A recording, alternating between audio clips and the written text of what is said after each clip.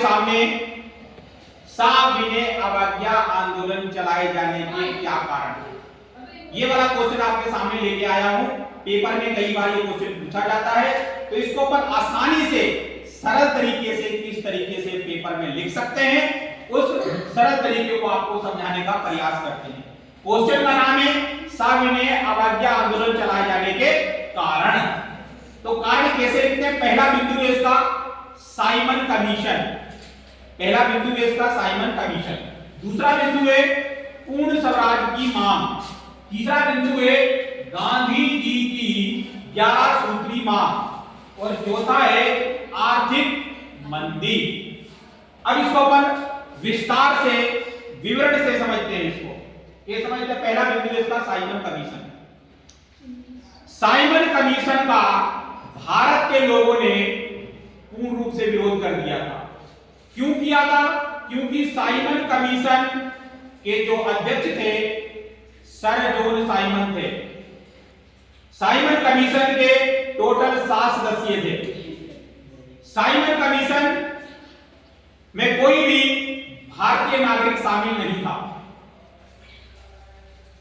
जब यह कमीशन भारत आया, क्योंकि इसका गठन ब्रिटेन में हुआ था 1927 में, परंतु यह कमीशन एक आयोग था। यह कमीशन जब भारत पहुंचा, जब यह भारत पहुंचा तो 1928 में पहुंचा। 1928 में यह आयोग भारत पहुंचा तो भारत के लोगों ने इसका विरोध कर दिया। क्यों करा? क्योंकि सभी लोग क्या थे? भारत के नागरिक नहीं थे, अंग्रेज अधिकारी थे। ठीक है, इसलिए लोगों ने इसका विरोध कर दिया था।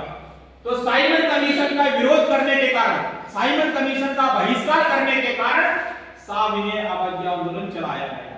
एक पहला कारण यह था। दूसरा कारण क्या है? पूर्ण स्वराज की मांग, यानी पूर्ण आजादी की मांग। दूसरा बिंदु यह था कि भारत के लोगों के द्वारा पूर्ण स्वराज की मांग का मुद्दा उठाया गया कि हमें पूर्ण रूप से आजादी दी जाए। तो पूर्ण स्वराज की मांग के कारण सविनय अवज्ञा आंदोलन चलाया गया। तीसरा बिंदु है गांधी जी की 11 सूत्री मांग। गांधी जी ने अंग्रेजी अधिकारी के सामने अपनी 11 सूत्रीय मांगे रखी थी। उन 11 सूत्री मांगों को अंग्रेज अधिकारी ने मानने से मना कर दिया। जब अंग्रेज अधिकारी ने 11 सूत्री मांगों को मानने से मना कर दिया तो गांधी जी ने सविनय अवज्ञा चलाने की बात कही। ठीक है, तो उन्होंने गांधी जी की 11 सूत्री मांगों को ना मानने के कारण भी यह आंदोलन प्रारंभ किया। लास्ट बिंदु है आर्थिक मंदी। तो इस आंदोलन को चलाने के पीछे यह भी मकसद था। 1929 और 30 में देश में आर्थिक मंदी छा गई थी। देश की अर्थव्यवस्था पूर्ण रूप से चरमरा गई थी, बिगड़ गई थी। देश में आर्थिक मंदी छा गई, चारों तरफ हाहाकार मचा था, भुखमरी छा गई थी। तो उस आर्थिक मंदी के कारण भी यह आंदोलन चलाया गया। तो कहने का तात्पर्य यह है कि सविनय अवज्ञा आंदोलन क्यों चलाया गया?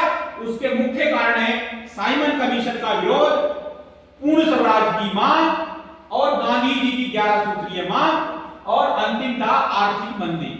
इन चारों कारणों के कारण सविनय अवज्ञा आंदोलन चलाया गया। आपको सरल तरीके समझ में आया? Yes sir.